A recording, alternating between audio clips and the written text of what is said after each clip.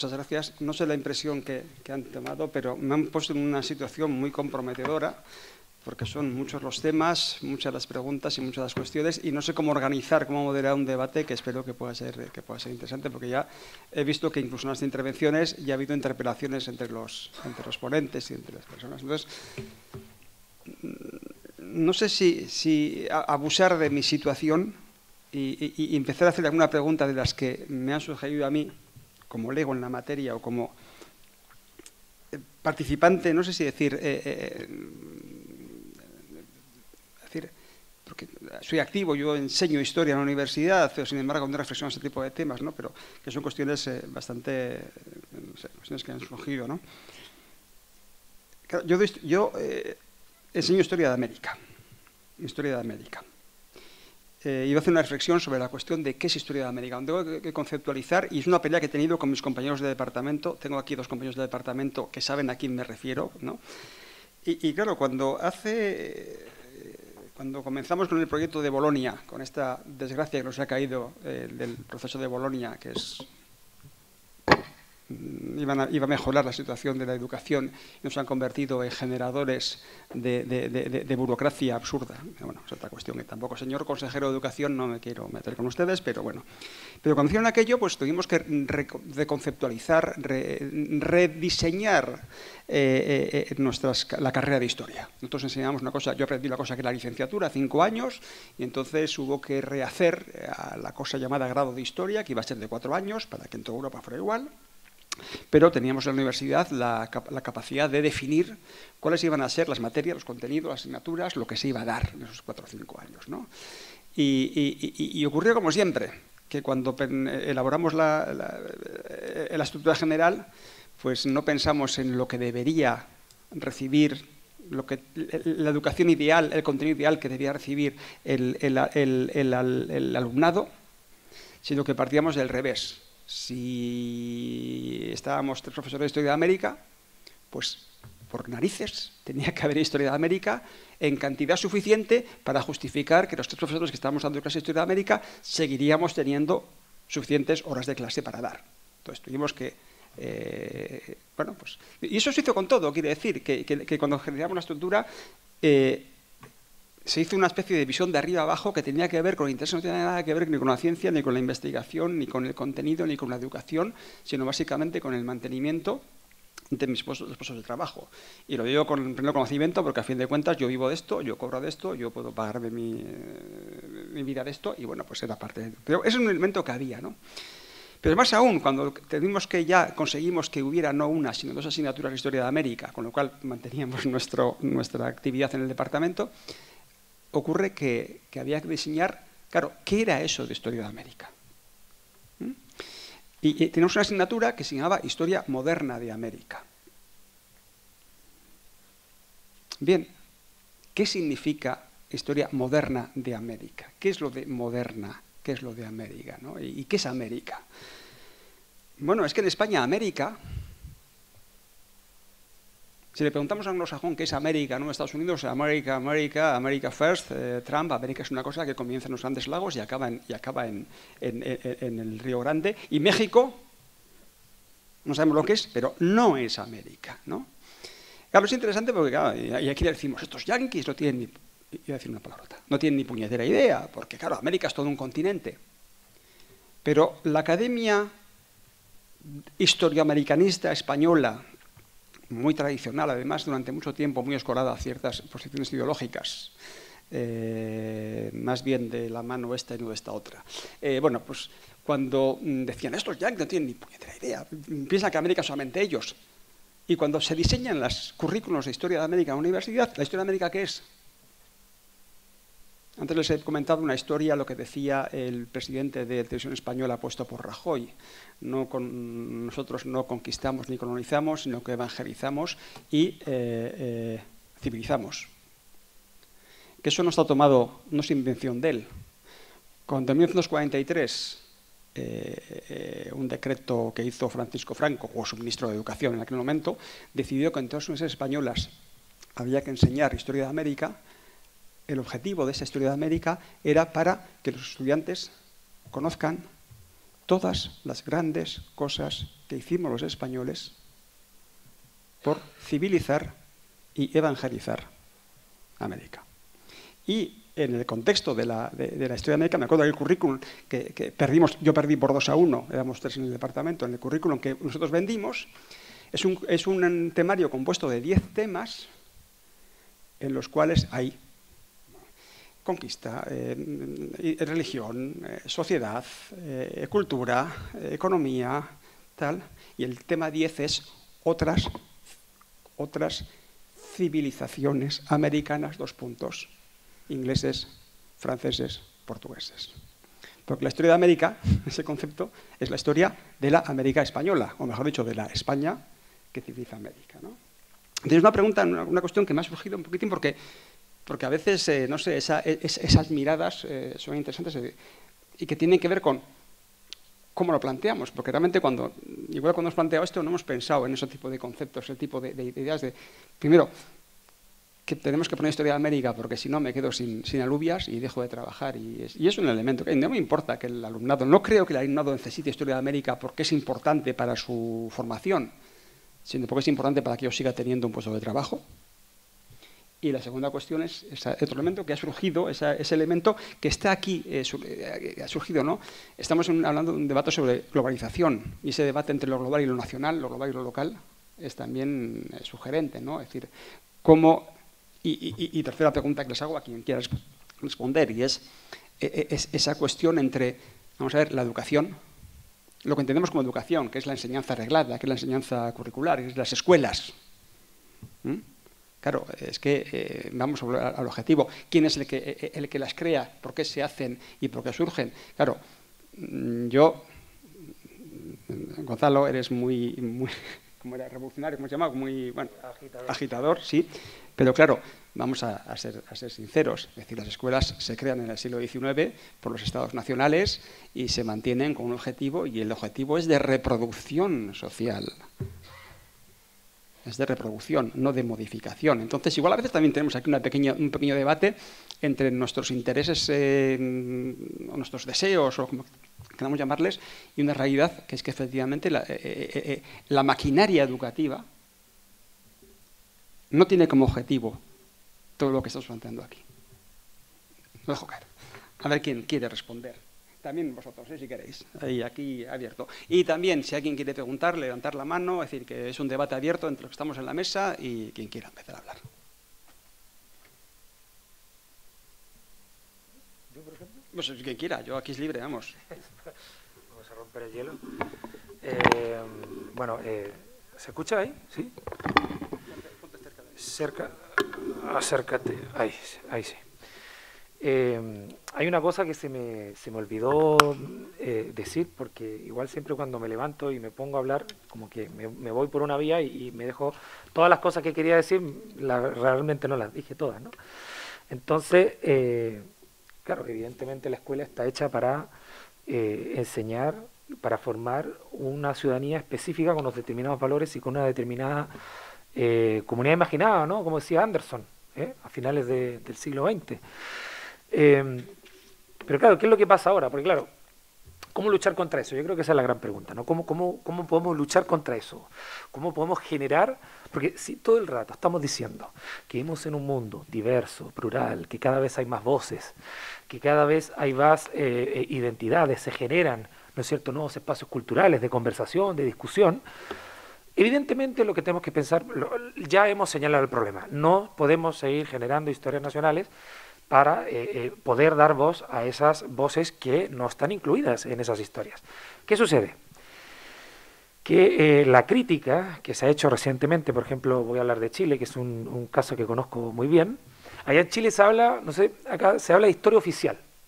La historia oficial. La historia oficial es la historia, podríamos decir, clásica, tradicional, que es heredera de Diego Barros Arana, del siglo XIX, ¿no es cierto?, heredera de una serie de historiadores, Francisco Encina, a principios del siglo XX, una serie de historiadores que conformaron todo el relato, ¿no?, desde la época, ¿no es cierto?, decimonónica del nacimiento del Estado-Nación hasta, se fue construyendo hasta pues la época más actual, ¿no? incluyendo más tarde, ¿no es cierto?, en el siglo XXI, que esa historia es bien curiosa, porque no la crearon solamente historiadores, la transición. La transición chilena no solamente la escribieron historiadores, sino también que la escribieron sociólogos, la escribieron periodistas, no políticos como acá también, porque acá también participaron políticos, ¿no? Allá no. Entonces, el caso es que se plantea una historia inclusiva, ¿no?, frente a esa historia oficial. Y ustedes solamente tienen que encender la tele para darse cuenta de eso. De hecho, en Colombia, por ejemplo, con la llegada de Petro y todos estos movimientos que están, parece, estimulando, ¿no es cierto?, estos sectores, estos colectivos, estas culturas, pues están hablando de lo mismo, ¿no? Historia inclusiva, historia inclusiva, historia inclusiva. Claro, tú no le puedes quitar, como decimos en Chile, la pega al trabajo, no le puedes quitar el trabajo a Petro, o no le puedes quitar el trabajo tradicional del historiador común y corriente, que se gana la vida dando historia nacional, porque te tienes que pensar otra historia para poder, de alguna forma, seguir generando profesión, ¿no?, generando ejercicio docente. Porque la historia inclusiva significa, vale, reconocemos que no hemos incluido a los actores que no han estado dentro, reconocemos que han habido, que hemos invisibilizado a gente que vive en el país.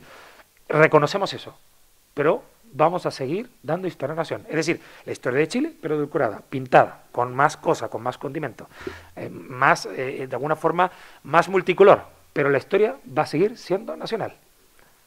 Bernardo Higgins vamos a tener que seguir dándolo. Lo que pasa es que vamos a hablar de Bernardo Higgins y de su mujer,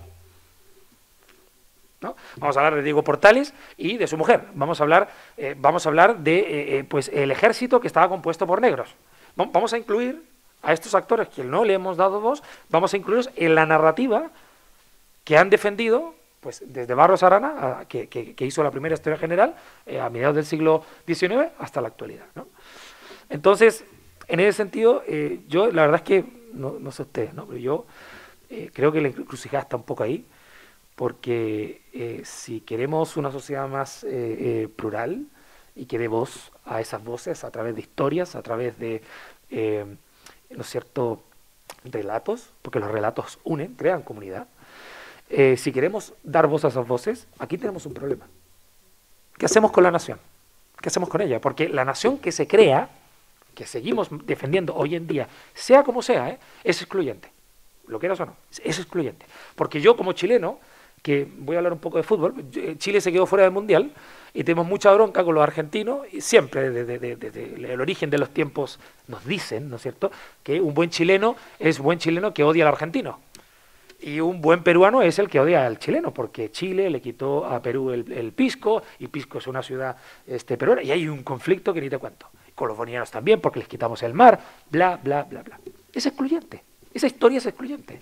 Porque la historia, por ejemplo, de la guerra del Pacífico o la guerra del salitre, ¿no es cierto?, la guerra económica esa que se desarrolló a finales del siglo XIX entre Perú, Bolivia y Chile, en Chile te la cuentan de una forma, en Bolivia de otra y en Perú de otra.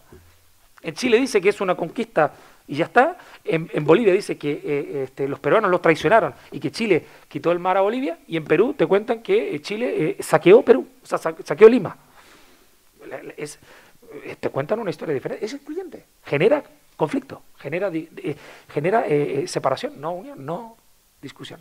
Entonces, yo no sé cómo lo veis vosotros, pero yo veo aquí un nudo. Yo no quiero añadir debate, creo que en ese sentido estoy bastante de acuerdo con todo lo que has dicho hasta ahora, ¿no? Pero lo que yo estaba pensando, estáis hablando del objetivo de la escuela, ¿no? ¿Cuál es el objetivo de la escuela? Si es una reproducción social de la realidad ya existente, o tiene que contribuir a crear personas, no voy a decir ciudadanos en este momento, pero más adelante sí, personas que transformen la sociedad, ¿no? Y nos estamos quedando en un aspecto que me parece súper interesante, y además es que yo creo que yo empiezo todo lo que he estado pensando y he intentado plasmar en mi contribución hablando de la historia nacional y de la necesidad de superar esa historia nacional, y de superar no solo ya la historia nacional, sino también la historia eurocéntrica, porque al final yo creo que el País Vasco es un entorno que nos permite ver muy bien el reto a la nación. No viene solo desde arriba, viene también desde abajo de alguna manera. La historia que enseñamos en las escuelas en España, el currículum está descentralizado, en la comunidad autónoma del País Vasco se enseña una historia que igual no es exactamente la misma que se puede enseñar en Andalucía o en Galicia o en Madrid. Por tanto, el reto es doble, el reto viene por debajo y el reto viene por arriba, y yo creo que pues los dos tenemos que superarlos. Pero la sensación que me da, y por lo que estamos hablando, y cuando hablas de inclusiva o excluyente, sobre todo estamos hablando de contenidos, de los contenidos que transmitimos. Y yo creo que pues, todo lo que hemos hablado esta mañana me parece súper interesante, pero eso, estamos hablando de contenidos y tendríamos que hablar también no solo de qué contenidos transmitimos, sino porque al final, y es lo que un poco intentaba comentar, ¿no? ¿Cómo los transmitimos? ¿Qué enseñamos? Porque con un profesor de historia, cuando enseña historia, y yo estoy hablando desde la educación secundaria, cuando enseña historia, ¿qué está enseñando? Está enseñando solo una serie de contenidos, una serie de eventos, acontecimientos, personajes, que al final es en lo que se basa principalmente la historia nacional y eurocéntrica, o tenemos que transmitir una manera de hacer, pensar históricamente. Ser críticos, aceptar perspectivas múltiples, confrontar a nuestros alumnos con conflictos, con controversias, con discusión, con fuentes distintas. Al final, yo creo que hacerles más conscientes y abrirles un poco los ojos para que quizás sean más conscientes de lo que estaba comentando Sabine esta mañana, ¿no? Al final es una cuestión también de epistemología, de qué entiendes por lo que estás haciendo y qué entienden ellos qué es lo que están estudiando, ¿no? Porque nuestro principal problema, creo, como profesores de historia, pues, me imagino, todos hemos visto lo mismo, es que nosotros nos empeñamos en transmitirles, que entiendan, que profundicen y que sean críticos con lo que están estudiando y sean capaces de ver perspectivas múltiples y sean capaces de ver la complejidad de las causas y consecuencias y conecten pasado y presente. Al final, bueno, todas esas ideas de Big Six, de Seixas y Morton, ¿no? Que es algo que ahora se ve bastante en las escuelas. En la didáctica, en las ciencias sociales, no sé si tanto en la escuela. Eso yo creo que de alguna manera nos puede ayudar a avanzar un poco en este debate que estábamos planteando, ir un poco más allá de los contenidos, a esa otra parte de lo que es enseñanza de la historia o debería ser en las escuelas y que igual a veces no es tan consciente. Kaixo egunon. Bueno, veo que tendré que hablar en español, ¿no? Bueno, ¿es? ¿Itzuliko dute? Bueno, ez daukate jarrita. Vale, ya hablaré en español. Vamos a ver, desde este país colonizado, desde 1200, Guipúzcoa, 1300 y pico, Vizcaya y 1522 Navarra, desde luego nos olvidamos parte de nuestro país a la hora de enseñar historia. Yo no soy profesora de historia, he sido profesora de lengua y literatura vasca en institutos y he trabajado 42 años enseñando euskera. Y desde luego, difícilmente puedo yo explicar, si no me libero del español y del francés, la literatura vasca. Y a la vez tengo que usarlos, pero tengo que usar el del otro lado también, que se nos olvida. Porque resulta que en el siglo XVII la literatura más importante que se da y cuando se empieza a escribir es en euskera, pero se habla en iparralde. Con lo cual está fuera de los programas de aquí. O sea, estamos como en una nube y encima se nos considera pues que somos la nación española. Pues yo no, me relevo contra eso. Y yo creo que eso ya es hora de que en los currículums aparezca la real historia de este país que se llama España pues desde justo el siglo XVI. Pero aprendemos que San Isidoro era el no sé qué español, cuando estaba en época de los romanos, y cosas, burradas de esas. Entonces, no sé. Yo veo que hay una teorización muy estupenda y bueno, y una cosa parecida. Yo he hecho una investigación sobre la toponimia vasca en Canadá, he tenido que ir muchas veces a Canadá y me encuentro con que allí los franceses son los grandes, por decirlo así, víctimas de la colonización que les vino después cuando Francia tuvo que ceder en el Tratado de Utrecht Quebec, y resulta que tienen a los indios hechos unos zorros. Y están allí hechos unos zorros. Todas las tribus indias del mundo mundial, los Mi'kmaq, los no sé qué, están viviendo en unas casas exiguas, diría yo. El problema que hubo en el año 90 con Oka era que no tenían ni escuela, ni tenían médico, ni tenían nada, a 10 kilómetros de Montreal, no estaban en el monte, y entonces, es un desafuero total, pero desde luego la historia de Europa, que ha dicho ahí alguien que solo cuenta Francia, Inglaterra y Alemania, Alemania en ese concepto de globalización, pues yo creo que actualmente sí, pero hasta ahora no ha dicho ni Pamplona porque bastante tenía con hacerse, porque hasta el 19 no existe Alemania. A ver, y desde luego no se enseña en ningún sitio. Las historias locales, no. Los pueblos, las naciones que existimos en Europa, tanto en el territorio español como en el territorio francés, como en el Reino Unido, no se estudian sistemáticamente en la escuela. Y si no aprendemos eso, desde luego difícilmente podremos aplicar nada. Porque en cuanto empiezas a hablar de otro tema, te surgen inmediatamente.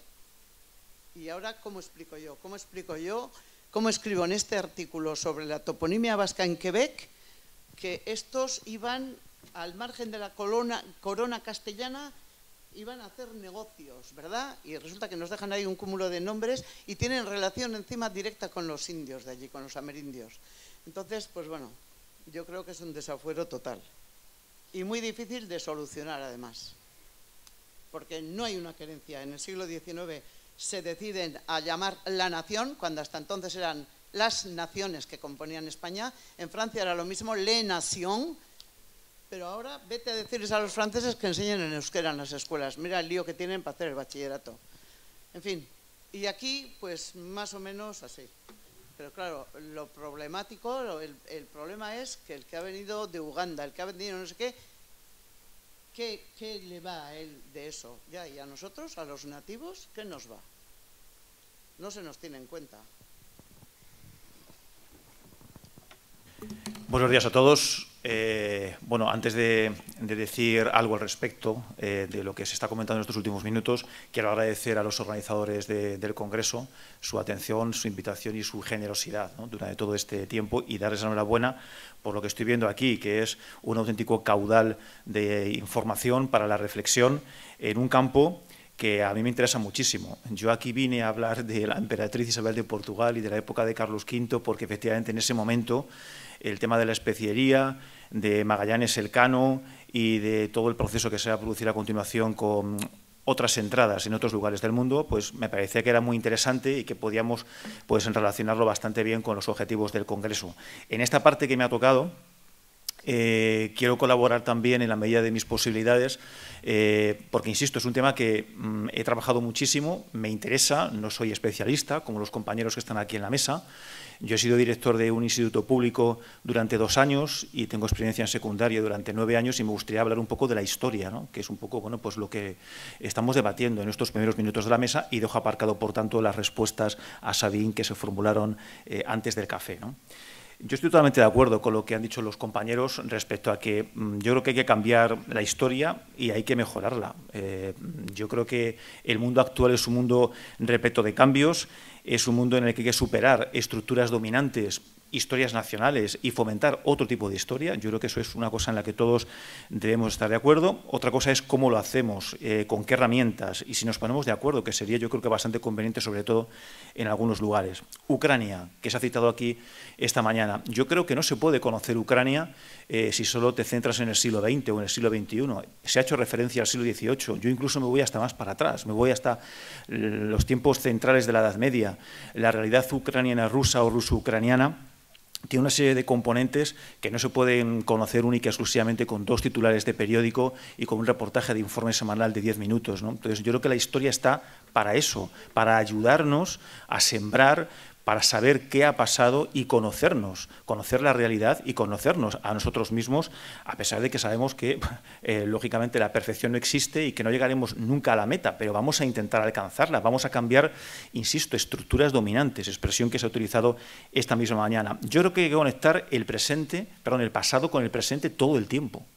Los alumnos me dicen siempre, es imposible, y yo les invito cada día a que vean que no tienen razón, que hay cuestiones del siglo XIII que se explican perfectamente con el hoy. Lo mismo con el XV, ya no digo el XVI, que sienta las bases de lo que es el mundo occidental actual, y mucho más que el mundo occidental por su influencia. Yo siempre les digo que no se puede andar por las calles de París o por las calles de Washington como un turista normal y corriente sin saber lo que significa la Plaza de la Concordia, sin saber lo que significa el diseño de la ciudad de Washington. ¿Por qué se hace así después de lo que ha ocurrido durante el 18 y lo que está ocurriendo? en Occidente, con ese mundo en transformación entre finales del XVIII y los primeros años del siglo XIX. Yo creo que todo hay que conectarlo con el mundo actual y ese es el sentido y uno de los objetivos que yo me planteo como historiador, como enseñante de la historia.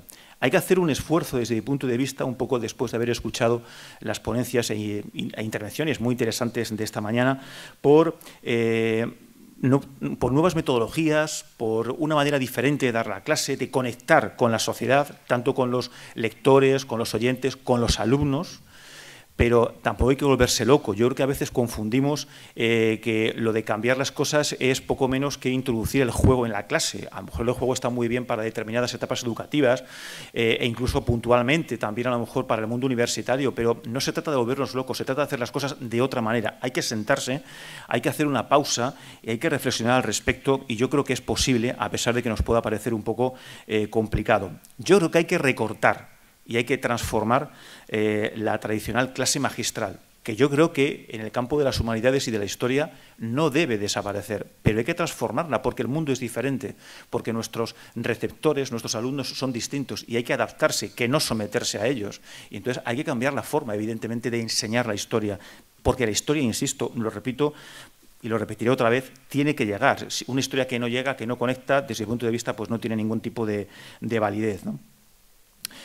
Totalmente de acuerdo con lo que decía Óscar hace unos minutos sobre los alumnos, estéis todos aprobados, vamos a otra cosa. Yo también utilizo esa fórmula.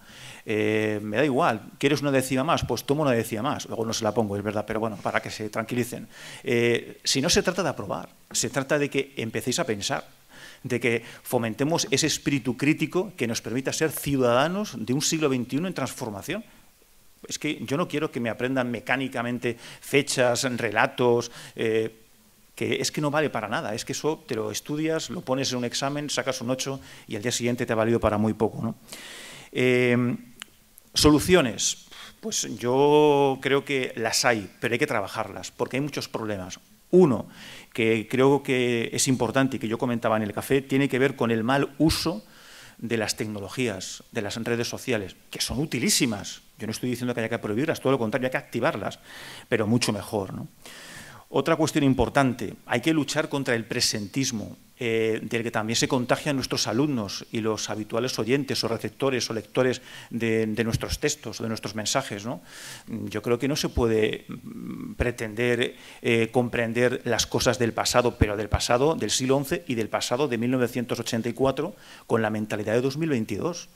No podemos juzgar los hechos al 100% con esta mentalidad actual, porque evidentemente son contextos muy diferentes. Yo creo que esto hay que comprenderlo, hay que luchar contra ello y hay que establecer pues, una línea de separación muy clara entre lo que es historia y lo que tenemos que hacer con la historia, que es conocerla para conocernos, no para enfrentarnos, que es lo que yo creo que está ocurriendo entre unas y otras partes, y aquí no etiqueto, desde hace ya bastante tiempo, no solamente en España, yo creo que también en muchos sitios, en muchos puntos de Occidente. Yo creo que la historia, por tanto, tiene que llegar y tiene que, por tanto, activar al ciudadano. Se ha utilizado la palabra activación también, creo que por parte de Gonzalo hace unos minutos, ¿no? En esa activación hay que buscar un nuevo enfoque, que es mucho más que metodología, y yo creo que hay que hacer ese esfuerzo, difícil pero no imposible, para evitar el cansancio, el agotamiento, la presión, no reconocen mi trabajo.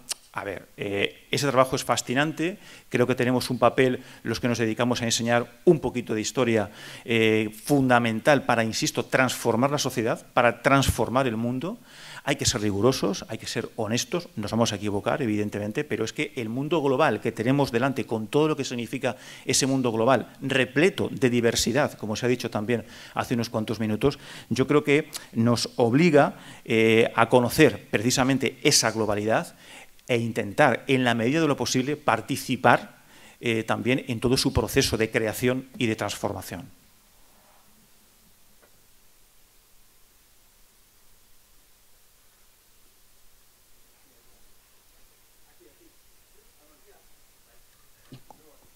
Luego paso. Sí. Vale, muchas gracias a todos los ponentes por esta mañana intensa de tantas ideas que han salido y muy interesantes. me gustaría empezar por, aquí estamos hablando de decolonialismo y estamos hablando de teoría crítica, y a veces los discursos críticos tienen el riesgo de convertirse en ultraconservadores en sus consecuencias prácticas. Y a veces me ha dado la sensación de que estamos en un escenario de ese tipo, ¿no? Y voy a dar un par de ejemplos para luego entrar al tema de la colonialización, ¿no? O del colonialismo. Ronald Reagan, para apoyar sus políticas en contra de la discriminación positiva, dijo: yo soy ciego a la raza. Y eso resonaba muy bien por todos los que quieren superar el concepto raza y las jerarquías que implica mantener vivo en la política, en el discurso político, el concepto raza. Pero claro, él era ciego a las razas después de X años, siglos, de que se haya perpetuado una relación muy asimétrica de muchos abusos, de ciertos sitios sociales, ¿no? Y de mucha discriminación. Pero justo cuando ahora toca en Estados Unidos a los negros reivindicar sus derechos, sus posiciones, reivindicar su voz, él, desde un partido republicano y desde el gobierno, desde la Casa Blanca, dice: no, vamos a hacer políticas de ciegos frente a la realidad de la raza, ¿no? Que implican la perpetuación y la extensión temporal de todas esas discriminaciones. Lo mismo con el concepto de matrimonio, ¿no? Podemos entender que el concepto de matrimonio es un concepto conservador, que se vincula a ciertas estructuras de patriarcado, etcétera, pero claro, el discurso de yo quiero abolir el matrimonio y la familia tradicional, lo que esconde o lo que puede ser en la práctica es no impedir a las parejas homosexuales casarse o imaginarse otro tipo de familias. Es decir, los discursos radicales pueden convertirse, según cómo lo hacemos, en discursos ultraconservadores o conservadores o que apoyan precisamente el status quo. Y me parece que hoy, cuando se ha tratado de decir que tenemos que superar el concepto de nación, tenemos que superar que el concepto de nación siempre es excluyente, etcétera, o que cuando se les llama a los mayas, ¿no?, son comunidades. No son pueblos, no son naciones, ¿no? Vamos a verlos como comunidades solo. Lo que en la práctica significa es que no pueden sentarse en la mesa de los mayores decidiendo sobre su futuro como uno más o en pie de igualdad. Entonces, ser justo ciegos a esa realidad cuando todo el aparato está montado y todo funciona de esa manera, lo único que hace es que sigan siendo como están o sigan no pudiendo decidir. Por lo tanto, queremos un discurso decolonial para superar los males del colonialismo y del imperialismo, pero lo que estamos haciendo es, desde el propio discurso decolonial, perpetuar el colonialismo y el imperialismo que ha traído y el status quo que ha traído. Por lo tanto, desde esta perspectiva vasca, eso pues para nosotros es muy obvio que no puede ser la conclusión práctica del discurso decolonial, pero me ha parecido que lleva a esas consecuencias. Y lo mismo a Sabine le diría, ha definido el discurso decolonialista, el primer punto, como la co-constitución entre la modernidad y el colonialismo, ¿no? Como que van juntas de la mano.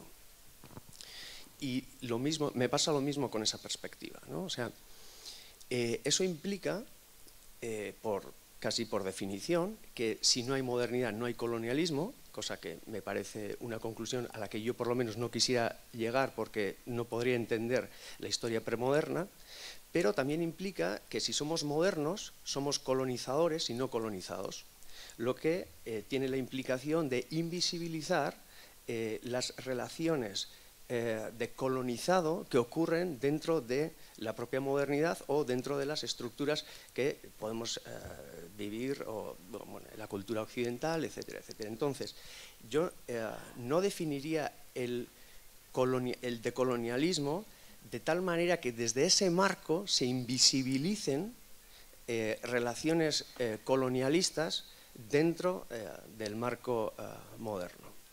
Entonces, simplemente, cuidado con los discursos decolonialistas que pueden traer como conclusión prácticas que fomenten el status quo y el marco imperialista en el que vivimos. Pues, muchas gracias. La verdad que no sé si puedo captar de todo lo que estabas diciendo, pero lo intento al menos. Y yo creo que para iniciar lo de la crítica y del enfoque crítico que tienen, sobre todo, se referiría mucho más a la crítica inmanente. Como sociedades hemos establecido ciertas normas, o sea, ciertas normativas, ¿no? Tenemos un enfoque normativo en el sentido que reclamamos que no debería haber sufrimiento para ningún ser humano en este planeta. Sin embargo, existe. Entonces, la crítica inmanente se dirigiría aquí al contraste entre lo que reclamamos como sociedades con nuestras normativas y el incumplimiento de las mismas. Eso sería el enfoque crítico que le daría sobre todo a la teoría decolonial y la Escuela de Frankfurt con Honneth, etcétera, la crítica inmanente. A eso se referiría también la perspectiva decolonial en cuanto a los discursos. Yo creo que hay que distinguir muy bien entre colonialidad y colonialismo. No son los dos conceptos iguales, todo el contrario. La modernidad y la colonialidad, como dos lados de la misma moneda, se refieren al hecho que la modernidad como acontecimiento no hubiera sido posible sin establecer estas relaciones de explotación y de dominación. Y ahora no estoy solamente hablando de los colonizados y los colonizadores. Esto se ha integrado en la jerarquización de las poblaciones. O sea, hay las interrelaciones subjetivas siguen siendo atravesados por las lógicas estructurantes que se han iniciado con la expansión colonial europea. No sé si me pude dar a entender un poco mejor con eso.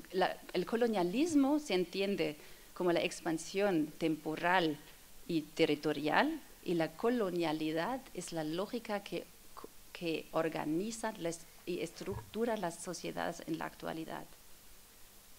Son dos cosas diferentes para la conceptualización en este caso. ¿Te ha servido de algo? No. Quizás con el siguiente café lo podemos aclarar. Lo siento. Yo con respecto a lo último, ¿no es cierto? El tema de lo que se mencionó sobre el status quo y todo esto.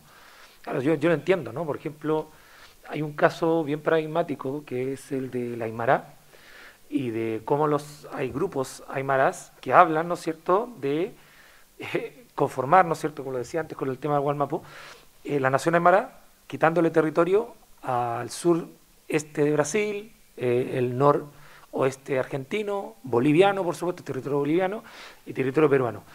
Entonces, claro, evidentemente la coyuntura que tienen los aymaras hoy en día, o la coyuntura que tienen los mapuches hoy en día, no lo vamos a negar, es de mucha rabia y de mucho odio, ¿no? La deuda histórica que se dice, ¿no es cierto?, los grandes historiadores ahí en Chile, el tema de la deuda histórica, finalmente es una suerte de círculo, ¿no? Porque eso nunca se va a cumplir realmente, ¿no? Porque el mal ya está hecho, el mal ya se hizo. Por lo tanto, si queremos mantener el status quo, tenemos que, pienso yo, definir si ese status quo permite que realmente no se sigan asesinando mapuches, por ejemplo, en el sur de Chile. A día de hoy hay bastantes desaparecidos, todavía al día de hoy, estamos hablando de 2022, bastantes desaparecidos con todo lo que pasó en 2019, leyes que se aplican a los mapuches que se establecen criterios legislativos diferentes, si tú eres de otra parte. Entonces, evidentemente, ese statu quo, por lo menos a mí no me gusta. Evidentemente, si yo establezco como solución a eso, y ahí entiendo la intervención, ¿no? Establezco como reacción a eso una respuesta esencialista, estamos mal, está claro. Porque responder con una nación esencialista, primordialista, ¿no es cierto?, que lo mapuche es lo mejor y el resto es lo peor, pues está respondiendo con el mismo fuego, ¿no? Y eso es lo que muchas veces, lo que está pasando, lo que vemos, si encendemos la tele, si vamos a las comunidades, lo que nos estamos dando cuenta es que una respuesta es esa, de resistencia violenta, e incluso de respuesta decimonónica. Ni siquiera como lo que pasó con el EZLN, ¿no? El Ejército Zapatista de Liberación Nacional, que no era un movimiento decimonónico, no quería construir un Estado-nación. Lo que quería era, oiga, están ustedes explotando Chiapas y vamos a generar una comunidad que pueda de alguna manera desarrollarse económicamente, culturalmente, no bajo los criterios de explotación en Chiapas, que eran una de las zonas más ricas a finales del siglo XX en México, ¿no? Entonces, ese tipo de iniciativas, ¿no? No la estoy poniendo por encima ni nada por el estilo, pero ese tipo de diagnósticos, vamos a decir, yo creo que son acertados. Diagnósticos, ojo, no estoy diciendo actos concretos, diagnósticos. Ese tipo de diagnósticos yo creo que habría que plantearlos o replantearlos, porque evidentemente no podemos combatir fuego con fuego, no podemos combatir, por ejemplo, que el problema que existe hoy, incluso con el gobierno de Gabriel Boric, que se siga matando mapuche y que sigan desapareciendo. Y ese statu quo, pues, está generando, insisto, odio, resentimiento, dolor, y muchas veces cuando eso se enquista, finalmente puede generar respuestas esencialistas que pueden ser complejas, ¿no? Pueden ser complejas, no verlo como una consecuencia, sino verlo como una causa, ¿no? Pero bueno, se puede seguir discutiendo sobre estos temas, no hay solamente una respuesta para esto, ¿eh? Yo, al hilo de lo que has dicho, yo me esperaba de este debate que hubiera un debate entre historia nacional y globalización, sobre todo una especie de crítica a la historia nacional como concepto. Y lo que estoy apreciando en parte de las intervenciones que ha habido tanto a este lado como a ese lado, no sé cómo definirlo, pero no sé, a ver, la idea de que como que hay historias nacionales hegemónicas que han tenido detrás básicamente un Estado, que son las que las ha desarrollado, las que las ha creado, las que hay, y unas historias nacionales, vamos a llamar subordinadas, por usar una palabra, ¿no? Entre comillas, sin Estado, claro. Por ejemplo, no he hablado, y así le voy a hinchar un poquitín para que hable, el caso del texto de Unai Bayón, que igual porque estaba en euskera, en una lengua minorizada, pues entonces igual por eso no ha habido mucha manera de que la gente la haya podido leer, ¿no? Pero, ¿no? Y claro, yo lo que apreciaba en el texto de Unai era una reivindicación de que frente a una narrativa nacional, otra narrativa nacional diferente. No sé si va por ahí. Bueno, yo voy a ser un poquitín así, muy... No. Y también has traído, ¿no? En la intervención que vino al público me ha sorprendido porque he oído una palabra hablando de narrativa nacional que solamente la había... Bueno, me he acordado que la había oído otra vez, pero justamente una persona en la que no podría relacionarla de ningún modo con la persona que ha hablado aquí, que es con José María Aznar, expresidente español. La historia verdadera. Porque José María Aznar, cuando en su momento dijo, ahora están estos nacionalistas que son malos, estos catalanes, vascos, y por ahí están dándonos historias, cuando aquí tenemos que enseñar la historia verdadera, que es la de España. Y aquí ha surgido que no, que la historia verdadera es la vasca, y en el tuyo aparece algo parecido, ¿no? No sé, ¿qué estamos hablando? ¿Una crítica de la historia nacional como marco periclitado? ¿O simplemente estamos hablando de una pelea entre egos nacionales, entre que quita tú que me pongo yo, entre que igual fragmentar la cuestión? Porque tengo que hay un problema, ¿no? Si la historia nacional es una historia que fragmenta, bueno, pues crear frente como solución una historia que fragmenta de otro modo. Yo entre poner la frontera en el Ebro, poner la frontera en el Bidasoa, son fronteras. Quiere decir, quizá necesito yo, no sé, una narrativa, y quizá yo esperaba de lo de colonial una idea un poco diferente, ¿no? Un concepto genérico diferente, que fuera más integrador, ¿no? Que, por cierto, del concepto de lo de colonial, como historiador, me sorprende las carencias de conceptos historiográficos y las generalizaciones, y voy a criticar aparte, no lo que has dicho, sino aparte de lo que he visto en la pantalla, ¿no? Mire, lo del colonialismo no es un invento europeo. Ha habido colonialismo desde el principio de los tiempos y en todas las sociedades. Y relaciones de subordinación e imperialistas las han creado las sociedades. Y vamos a ver, tres casos ahora. Liberia, un país todo de negros, en los cuales hay un grupo dominante y grupos dominados. Hay unas relaciones de subordinación y de colonización bestiales, hechas por población negra.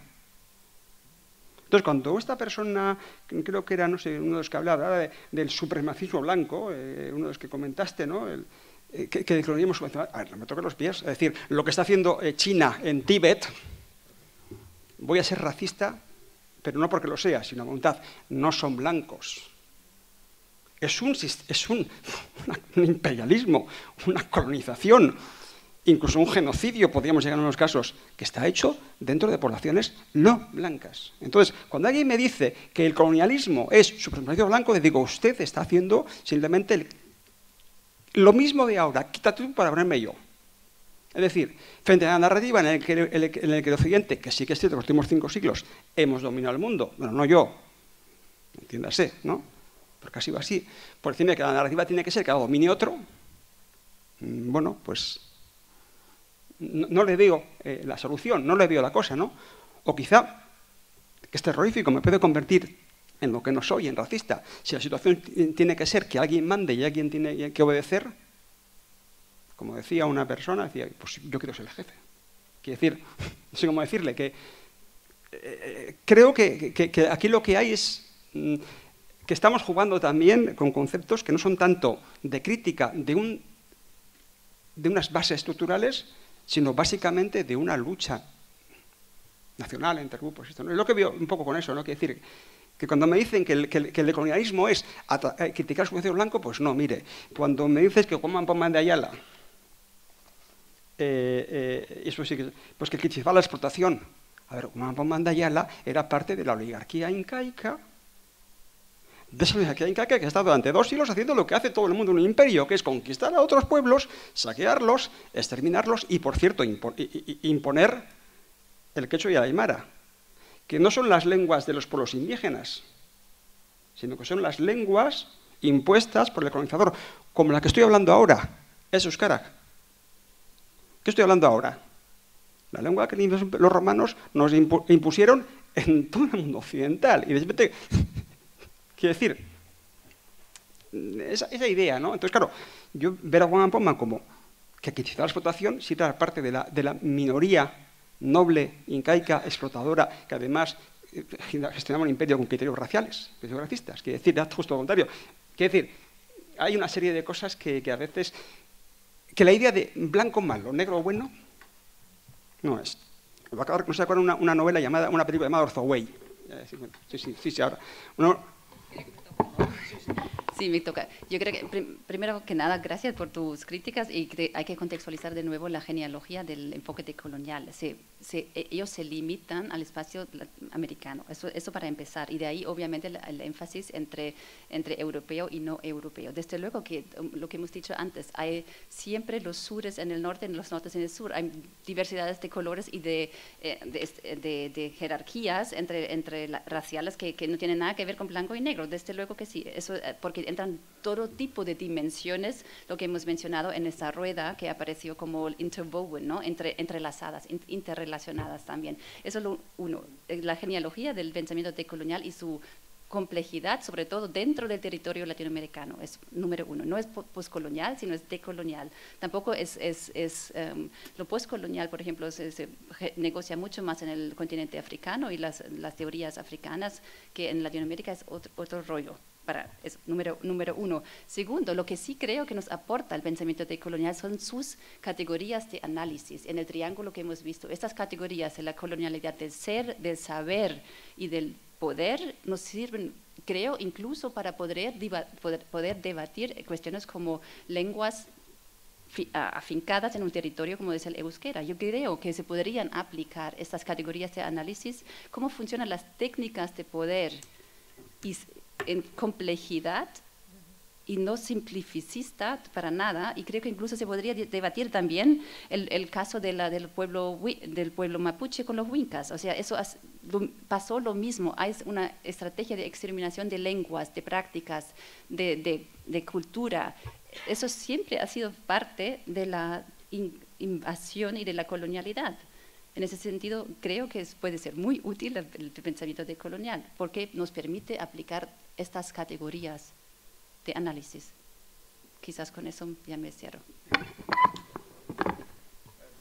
Bueno, sí, me gustaría decir sobre esto último, evidentemente las teorías decoloniales y tal dan herramientas de análisis muy útiles pues, para entender realidades muy complejas y también realidades europeas. Y quiero decir que hay un peligro, o bueno, sí, el peligro de algunos análisis colonialistas que son más burdos que digamos unos análisis finos y, por ejemplo, en el debate del Cano, en el País Vasco se ha visto, son debates estériles porque precisamente al hacer la diferenciación entre, digamos, europeo y no europeo, se tiende a meter en el mismo saco a todos los europeos. Ya hemos climatizado un poco, ¿no?, la Europa oriental, Europa occidental, que sí Francia, Inglaterra, pero si, digamos, no utilizamos esas mismas herramientas para aplicarlas a diferentes realidades europeas, también podemos pecar del mismo error que cometen análisis colonialistas o, digamos, invisibilizadoras.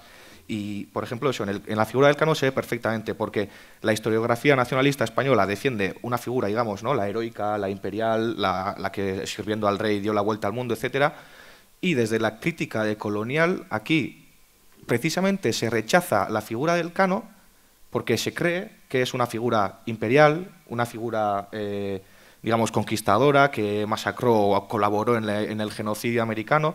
Entonces, es un debate estéril precisamente porque no se intenta comprender la particularidad o las posibles diferencias que pueda haber dentro de la área metropolitana, digamos, de esa época, y precisamente, pues, somos, digamos, pecando de ese hilar fino, metemos en el mismo saco pues, a una persona, a un marinero de Guetaria que por diferentes circunstancias complejas, pero a la vez también entendibles en el contexto, acaba dando la vuelta al mundo, vamos, o sea, algo increíble, y metemos en el mismo saco pues a, no sé, a algún conquistador que fue no sé, pues es que no sé, se me ocurren diferentes nombres, no voy a decir ninguno, pero pues el conquistador que sí fue precisamente a por territorios para el rey, a acabar con masacrar pueblos americanos.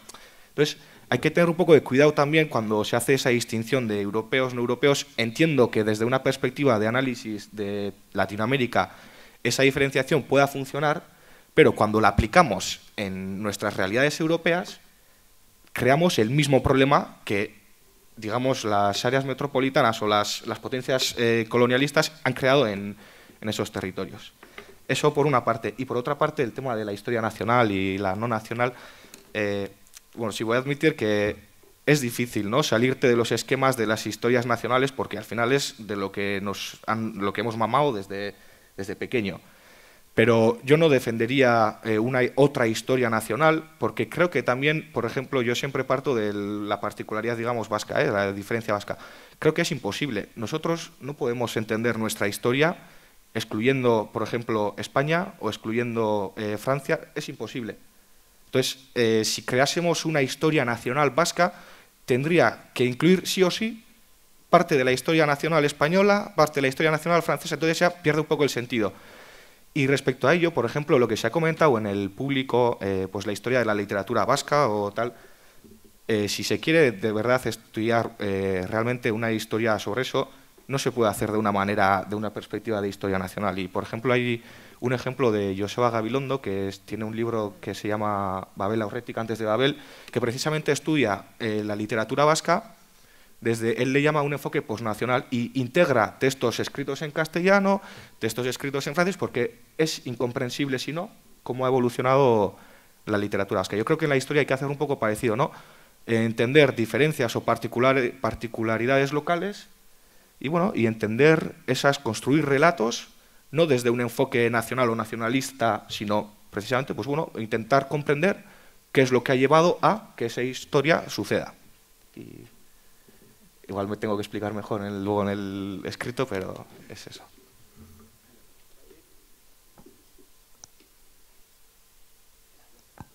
Sí, bueno, ahora el debate ha avanzado mucho y sobre la segunda, lo que últimamente han discutido, quise también decir unas cosas, pero ya no es necesario. Solo una cosa sí quise decir que ya dije en el camino, en todo ese debate de colonialidad y quiénes son los sujetos o objetos de la colonialidad, se me hace que siempre se habla de los negros y los blancos y las mujeres y los hombres y los vascos y los españoles, si quiere uno, pero los que desaparecen para mí, o al menos no se expresan explícitamente, son las diferencias sociales. Y en eso sí me pondría más marxista y diría que hay un poder material allí y que claro, tiene este exponente también que los negros suelen ser los pobres sin poder e incluso si después se hacen ricos sufren todavía viejos prejuicios, etcétera, etcétera. Pero en el fondo creo es lo que domina, es lo que es más importante me parece a mí en eso, que los ricos imponen o los poderosos imponen su historia y no solo a costa de los negros sino a los campesinos del mismo color, a los obreros del mismo color y la gente que no tiene voz del mismo color. Eso uno. Y lo otro que a mí, bueno, son tres cosas que decir. A mí como académico me fascina eso, hasta me hace pensar en mi papel en el clase, no sé qué. Pero al mismo tiempo creo que empezamos a hacer una historia.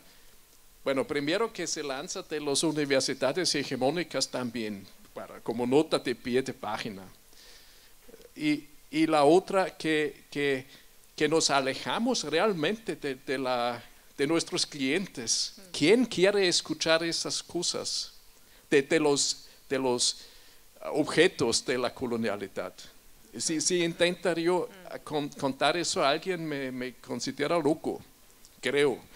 Y con eso llego al tercer punto, creo, ahí discutimos a un ambiente bastante académico y creo la mayoría de nosotros aquí habla de sus experiencias en clase de universidad, que son por lo general estudiantes de historia con que tenemos más o menos buen eco. Pero el verdadero problema creo es que nadie se interesa en la historia.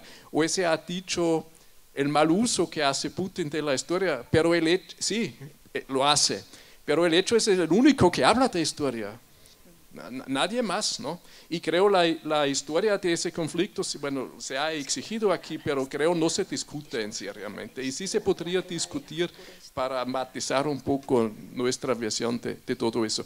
Y eso no es solo si yo en México hablo mucho con los taxistas, porque desde la pandemia siempre tomo taxi. Y me preguntan de dónde soy, no sé qué. Si es un taxista viejo, salta mucho a la vista que suelen saber que existe Austria. Y hasta después, historia hace. Y se puede discutir un poco con ellos sobre historia, también mexicana. Si hablas con un joven, ni sabe quién es Zapata, ha oído el nombre, no les interesa. Y en Austria es exactamente lo mismo. La gente cree que la historia es algo que A no sirve y B políticamente hay que dejarlo atrás, y está superado de todas formas, ya estamos en otra época.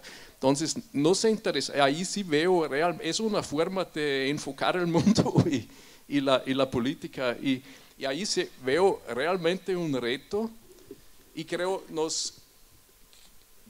hay muchos colegas con que hablo eso y muchos no están conformes porque creo se calman con la idea cuando ellos están en una conferencia así tienen eco, hasta les publican.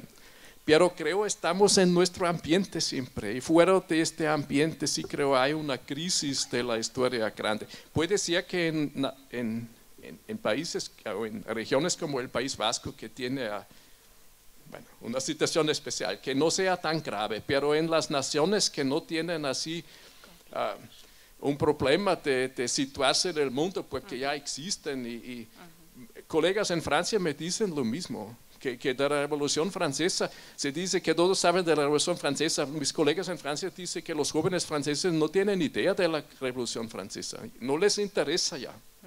Bueno, ya.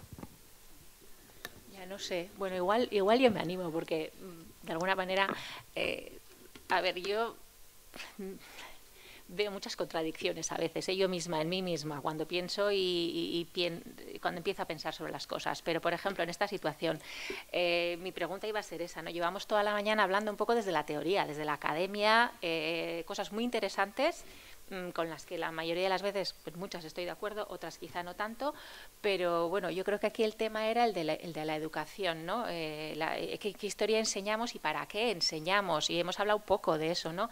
Al final hemos hablado de debates que son sobre todo políticos, ya sean historias nacionales o sea debates más teóricos sobre la colonialidad, pero estábamos hablando al final de política, ¿no? Creo también. Y luego, bueno, ¿y qué impacto tiene todo esto en la escuela? Porque si nosotros estamos hablando de esto y como estamos diciendo, cuando escribimos nuestros artículos, los leen 4, pero yo te digo, yo tengo un pie en un sitio y otro pie en el otro.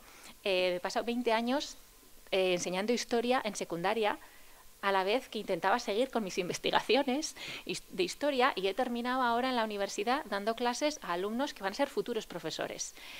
Y entonces mi pregunta es esa, ¿vale? ¿Qué hacemos en clase para traducir todo esto que estamos discutiendo ahora a clase? Para que tenga un efecto y para que esos, yo no les llamaría clientes, pero esas personas del futuro que, vuelvo a decir, ¿no? Les llamamos ciudadanos, porque al final uno de los objetivos de la historia es ese, ¿no? Formar ciudadanos también, ciudadanos que entienden el mundo en el que viven y son capaces de participar activamente en él para cambiarlo. Eso dice el currículum sobre la competencia cívica. Eso dice el currículum y eso es lo que se supone que vamos a hacer y tenemos que hacer o queremos hacer. Pero luego hablábamos, ¿no? ¿Qué tipo de ciudadanía queremos para el siglo XXI? Y me ha parecido muy interesante lo que nos has comentado. ¿Qué tipo de ciudadanía? Y nos has hablado de esos tipos, esas empresas, ¿no? Que hablan sobre las habilidades necesarias para el siglo XXI, ¿no? 21st Century Skills. Vale, pero no son solo empresas, son instituciones también. La Unión Europea y la Comisión y el Consejo de Europa están trabajando en esa dirección y están, y nos están proponiendo un tipo de ciudadano. El debate está en si es un ciudadano del futuro, y esos son nuestros alumnos con los que estamos todos los días en clase. Si van a ser ciudadanos law abiding, ¿cómo se dice? Obedientes, que participan de acuerdo con las reglas establecidas, o vamos a conseguir unos ciudadanos activos, críticos, que sean capaces de pensar fuera del marco. Y creo que todas estas cosas de las que hemos estado hablando esta mañana nos deberían ayudar a crear o a pensar o a reflexionar y llevar todas esas reflexiones en su medida, traducidas de la manera que sea posible, que ahí está el gran reto probablemente, que es lo que decías tú, pero llevar todas esas reflexiones a clase. Porque no podemos seguir dando la historia, y por eso yo creo que mi alergia con la idea esa de historia nacional, porque es una historia acrítica basada simplemente en hechos, en acontecimientos, en personajes que se toman como valores como modelos de valores, eso ni les interesa, ni se conectan, ni, como tú decías, coincide con lo que tenemos en clase. Porque nosotros ahora en clase, ¿qué tenemos? Tenemos alumnos de muchas procedencias. ¿Qué historia les voy a contar yo, lo que decías tú esta mañana? A gente que no se ve identificada y que se siente invisible ahí, ¿no? Entonces, primero, esa no es la historia que tenemos que explicar. Eso lo tenemos bastante claro todos.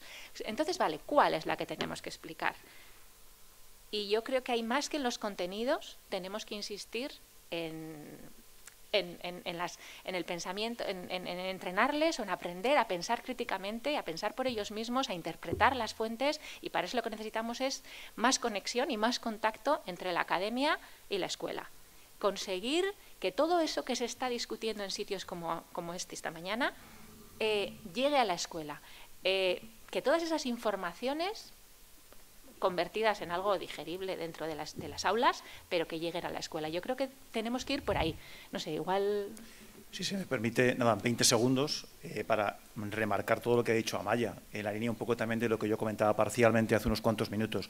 Yo creo que hay muchos problemas, pero el reto es tan apasionante que yo creo que merece la pena, que hay que sentarse y que hay que recuperar y activar una historia que yo, insisto, confío en ello, creo en ello, soy un apasionado de ello, que puede ayudarnos a hacer mejores ciudadanos y a transformar en positivo a la sociedad del futuro.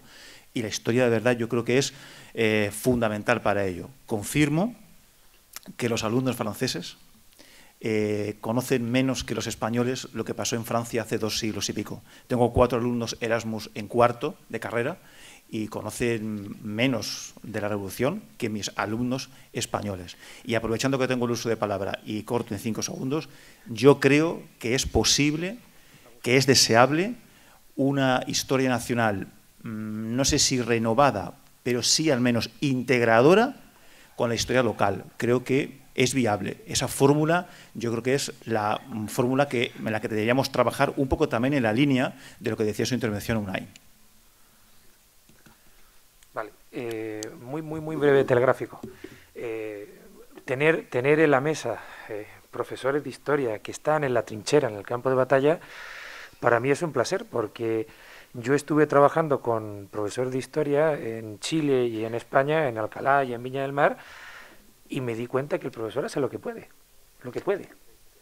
Si ves un profesor que está en un aula, que no tiene recursos, que no tiene apoyos, que incluso el sueldo en Chile se les paga, viene de dinero público, pero lo gestiona una empresa privada, y que no sabe cómo poder, cuándo va a cobrar, y hay problemas de ese tipo, el profesor hace lo que puede. Eso para empezar, y yo valoro muchísimo ese ejercicio, porque la conexión entre universidad o universidades y escuela es básico, creo yo. Eso es absolutamente básico.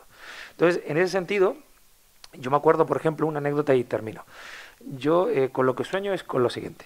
Primero, eliminando el paradigma de historia-nación axioma, porque al final es lo que se convierte el libro de texto es en la Biblia. Vamos a estudiar la Biblia, ¿no? La verdad está aquí, ¿no? Entonces, está la verdad, usted tiene que aprendérsela. Y muchas veces hay paradigmas didácticos que lo que caen es: vamos a aprender esta Biblia, pero con recursos virtuales, multimedia, etcétera. Pero la Biblia, al final, es un problema de contenido. Entonces, yo lo que señalo es el problema de contenido. ¿Con qué sueño? Y con esto termino. Yo recuerdo a Juan Pablo Calero, lo podéis buscar, me tocó estar en sus clases, como investigador viendo sus clases. Es un teórico anarquista muy famosete en España, lo podéis buscar, para que veáis el perfil un poco del profesor. Y él se metía en el aula, ¿de acuerdo? Él había hecho la tesis doctoral en Alemania, había estado militando mucho tiempo en la CNT, es un tipo muy movido, ¿no? En la transición tuvo un papel pues bastante de agitador, etcétera, ¿no? Entonces él me contaba, me explicaba, bueno, cuál era su idea, ¿no es cierto?, de la historia, etcétera. Se metía al aula y cambiaba. Contaba un relato, salía de esa aula, se metía en el aula B, digamos, y contaba exactamente lo mismo. Exactamente, incluso hasta los chistes, porque le gustaba contar chistes en el aula. Los chistes eran los mismos. Entonces, ¿yo con qué sueño? Primero, que la historia no sea una Biblia, ¿no? Estudiar la Biblia. No, que la historia sea problema. Estudiamos problemas. Tenemos un beneficio, tenemos un aula con estudiantes, con individuos que a su vez tienen familias, que son diferentes.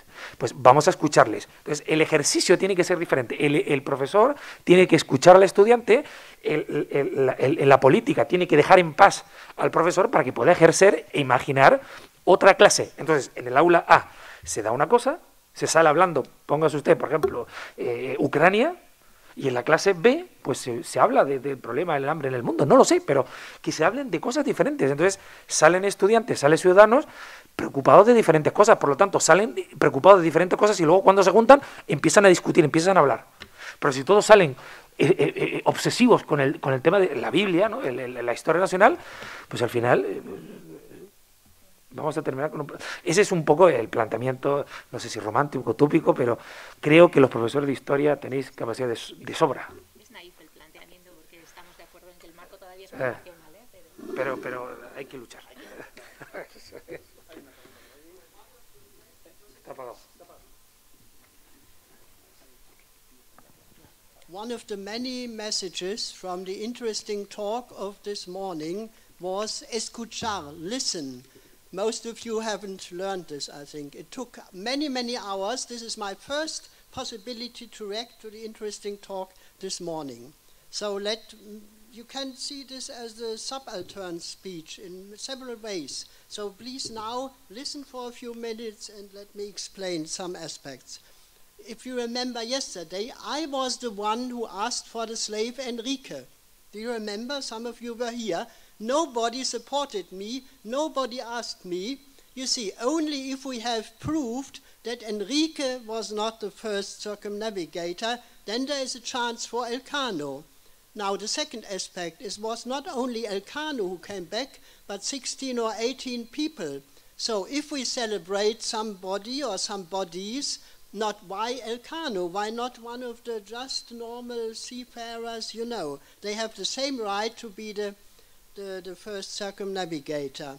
You see, we have to respect some basic rules, otherwise there will be no chance to change history, to change the future, and one of these are to listen and so on.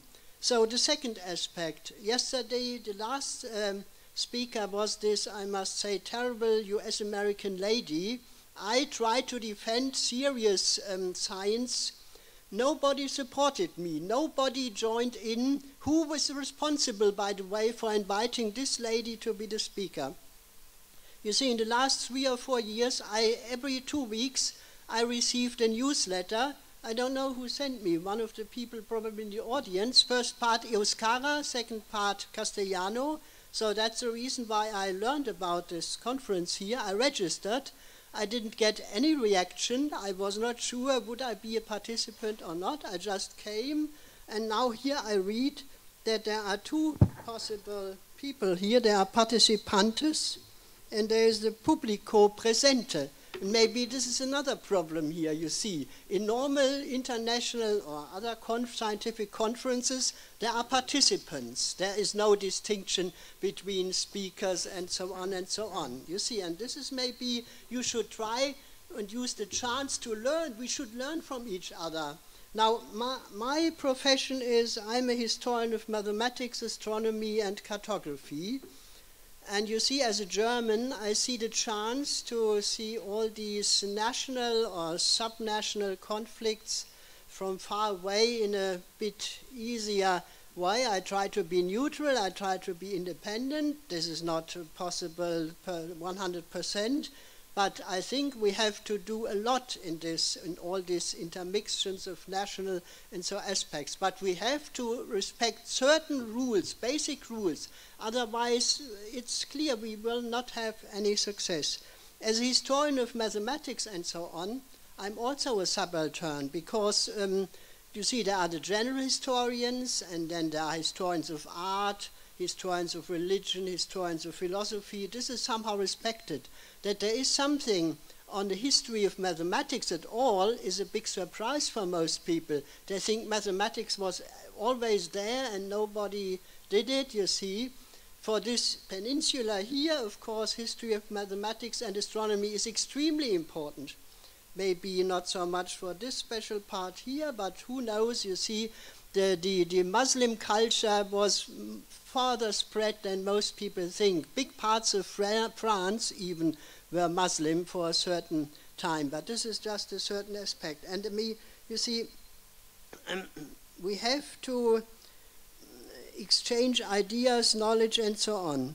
There was somebody, I don't know who, framed this word of global south and global north. You see, of course, on the earth we have the north and the south.